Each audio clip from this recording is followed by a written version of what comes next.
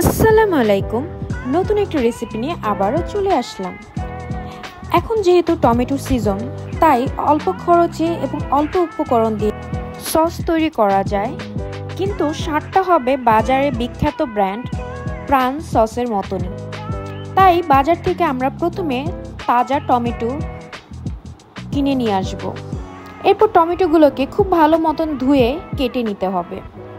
সবগুলো টমেটো কাটা হয়ে গেলে তারপর আমরা বড় একটি হাঁড়িতে টমেটো এবং কিছুটা লবণ দিয়ে এটা সেদ্ধ করতে দিব।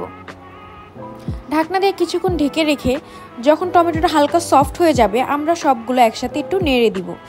তারপর আবার ঢেকে রাখলে কিছুক্ষণ পর দেখবেন টমেটো থেকেই পানি বের হচ্ছে। এখানে কোনো আলাদাভাবে পানি অ্যাড করার প্রয়োজন নেই। যখন টমেটো খুব ভালো মতন সফট হয়ে যাবে, সেদ্ধ হয়ে যাবে, তারপরে এটাকে আমরা হ্যান্ড ব্লেন্ডারের মাধ্যমে একটু ব্লেন্ড করে নিব। আপনারা চাইলে নর্মাল ব্লেন্ডারের মাধ্যমে এই কাজটা করে নিতে পারেন। আমরা এখানে হ্যান্ড ব্লেন্ডারে ব্যবহার করছি। টমেটোটা অবশ্যই খুব ভালো মতো মিহিনভাবে ব্লেন্ড করে নিতে হবে। তারপর আমরা এই টমেটোর বীজগুলো আলাদা করার জন্য এভাবে ছাঁকনির মাধ্যমে টমেটোটাকে ছেঁকে নিচ্ছি।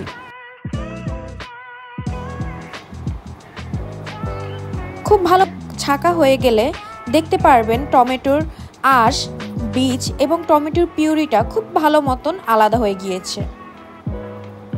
আমরা টমেটোর যেই আঁশটা বেরোয়েছে সেটাকে আমরা আলাদা করে নিচ্ছি এবং বাকি টমেটোগুলো এইভাবে ছেঁকে নিচ্ছি।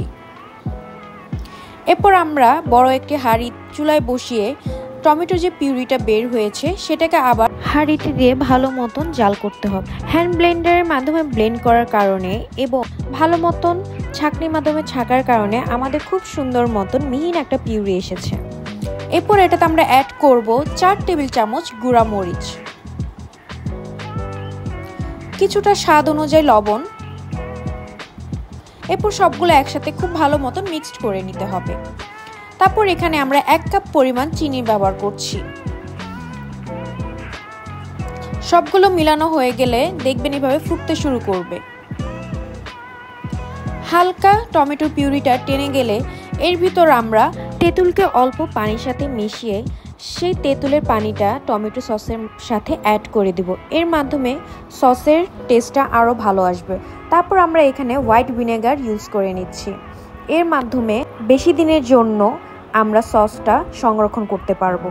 এরপর সসটাকে ঘন করার জন্য আমরা এখানে 2 চা চামচ পরিমাণ কর্নফ্লাওয়ার অল্প একটু পানির মাধ্যমে ভালো মতো মিক্সড করে এটাকেও আমরা সসে অ্যাড করে নিব।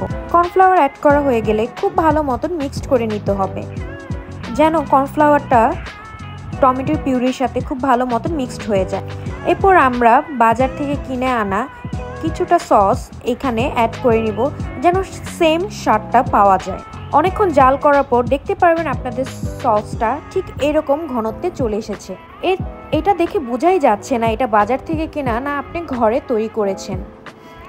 আমরা প্রাণ সসের যে বয়মগুলো ছিল সেটাতে আমরা আমাদের তৈরিকৃত সসটাকে ভরে নিচ্ছি।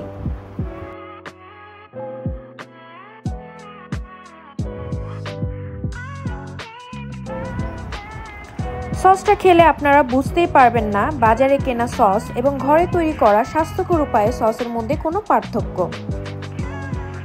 সসের কালারটা যেরকম সুন্দর এসেছে, খেতেও খুব পুষ্টিকর এবং ভালো। আমাদের এই সসের রিভিউ দেওয়ার জন্য আমাদের 2 বেবি সারা এবং জারা চলে এসেছে। দেখতেই পাচ্ছেন তারা সসটা দেখে কতটা হ্যাপি।